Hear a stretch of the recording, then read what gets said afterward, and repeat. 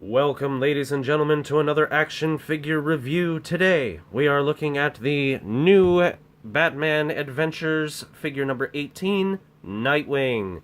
He is my favorite character in the DC universe as a whole. I think Dick Grayson is a perfect specimen, and Nightwing is the epitome of what a superhero without powers should and can be. So, I got this figure from the Big Bad Toy Store for, I believe it was $14.99, and I also ordered with him Batgirl, who I will be doing a review for after I finish this one. So, when we look at the box, we've got his name, Nightwing, we've got the number he is in the series, we've got the new Batman Adventures, we've got a bunch of different disclaimers down here, and DC Collectibles. You can see the window, very big windows in these figures, I love it, you can see exactly what he comes with. The backboard, you've got Batman, Nightwing, Robin, pretty simple stuff. Then on the side, you've got pretty much all the basic information you need. The new Batman Adventures, Nightwing, 18, DC Collectibles.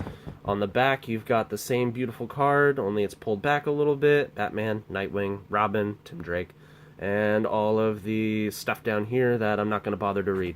And then on the side, you've got who it's sculpted by. It just says Gentle Giant Studios on this one. I'm curious as to why there's no specific sculptor, but not that curious that I'm going to stop the video dead. So, let us get into this figure. I'm excited.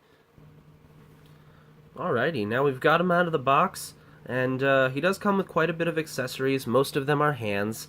The first accessory that he comes with that isn't a hand is one of his wingdings, basically just Nightwing batarangs. I do like the design of these.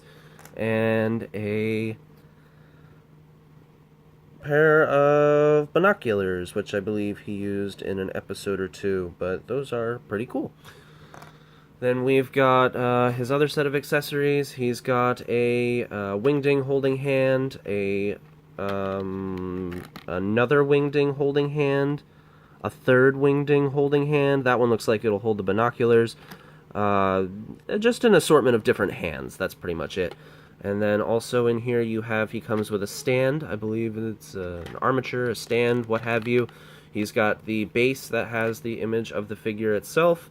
You got a front-facing, side-facing, and I think it's like a 45-degree looking thing. And the stand is on there. I'm actually going to take this out of the box because first thing I noticed straight away, in keeping with the animated series figure style, his feet are tiny, and he has a hard time standing up. I've got him in this position now. I'm sure if I shook the table, he'd be on his face in about a second. So, I am going to take this out of the box, whilst also giving you guys a little bit of the rundown of the figure himself. So, it's a pretty simple figure. It's all black. He's got a couple different hands. He's got the big symbol on the chest that comes around to the back, which I've always enjoyed. He's got the mullet. Classic animated series mullet, which I always found laughable, but I do enjoy it. And he's also got his mask, which is a very small mask, and it comes all the way up over the nose. I've always liked that about the animated series. One thing I will say, this figure feels a little, not flimsy, but I'm going to be very delicate with it for the duration of the video, and it's not just because of this figure.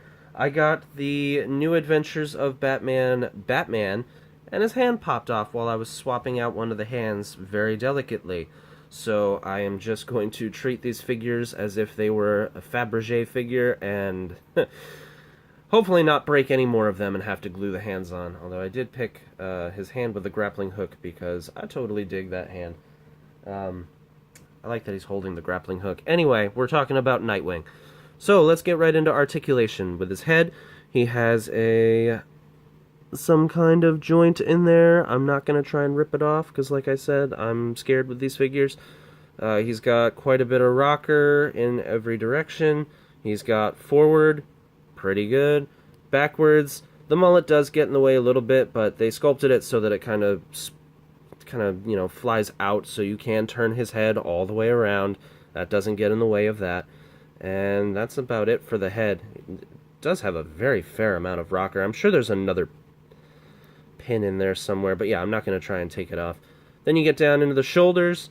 The symbol over his shoulder doesn't really hinder the movement at all unless you're trying to get him to go straight up, and then it starts to splay out. I don't know what that noise was, but I'm sorry you had to hear it. There's no swivel in the bicep, but his arm does swing all the way around. He's got a single joint in the elbow, which takes it to about 90 degrees. Just about 90 degrees, which is fine, and you can go even further out if you want to make it look like his arm is broken. And then once you get into the hand, he's got a swivel. You can pop the hands out to add different ones. I'm not going to do that in the video. And he's got forward, backwards, and that's about it. Then you get down to the torso. He does have a swivel in the torso, no ab crunch, that's about it. Here's where we get into my biggest gripe with the animated series figures, and I'm gonna turn the light a little bit so hopefully I can show it better. The leg joints.